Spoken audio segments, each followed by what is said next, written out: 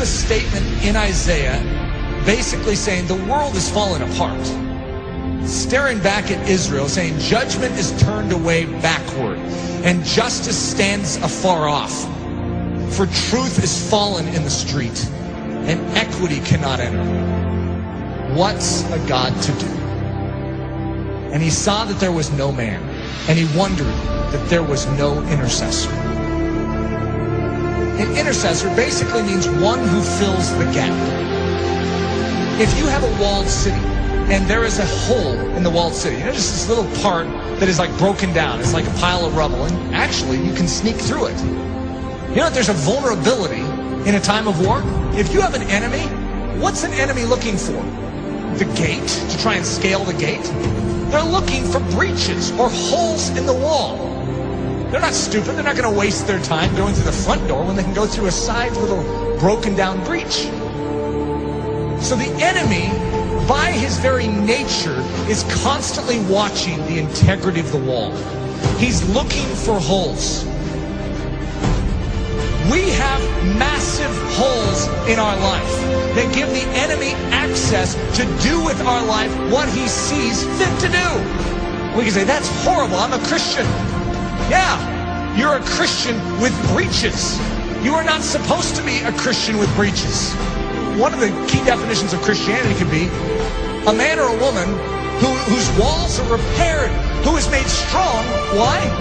So that they are useful to God and they're not just constantly inwardly fighting demons.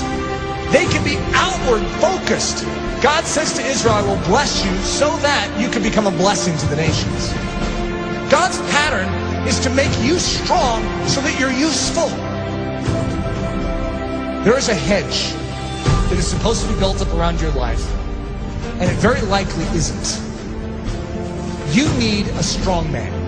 You need someone who can step in and fight off that enemy to make you strong so that you can start focusing outward instead of on your own issues.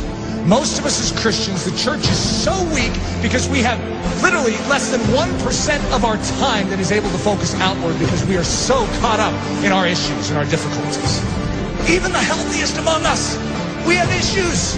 We have difficulties, whether it's relational, whether it's financial, whether it's health, we have issues.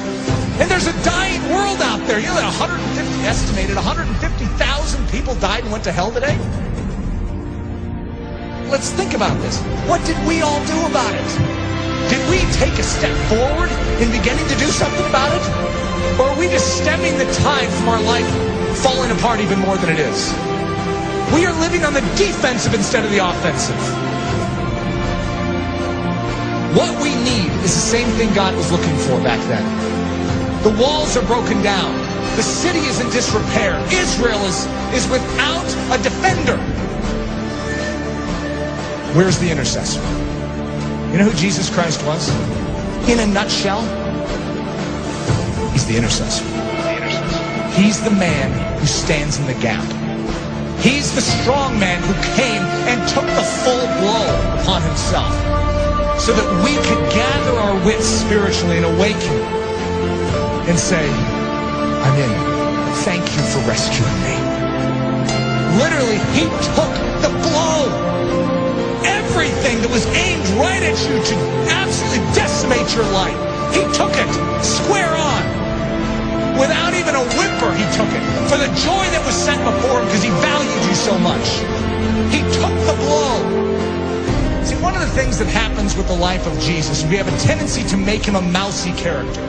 We have a tendency to diminish his manly strength. We are talking about the greatest warrior of all time.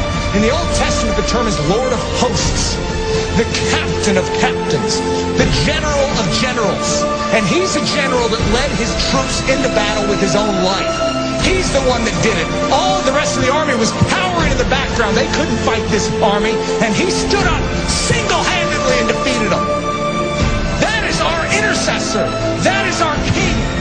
And the want you to know, he still stands for you now. When you behold the cross, and you behold the resurrected Christ, and when you behold the ascended Christ who sits at the right hand of the Father, you no longer will just remain where you are. You will say, God, do it all within me. For your glory, make me strong. Make me strong to give.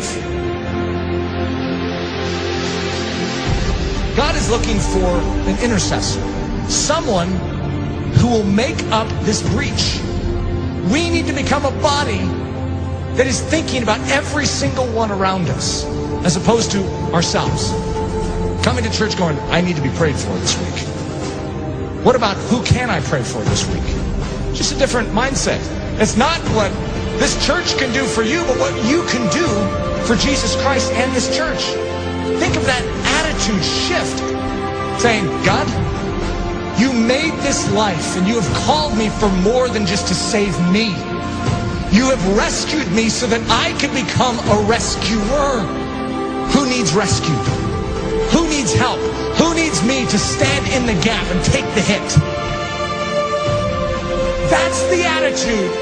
It's not your skin and how you can save it. It's how you can spend it for His glory. His glory.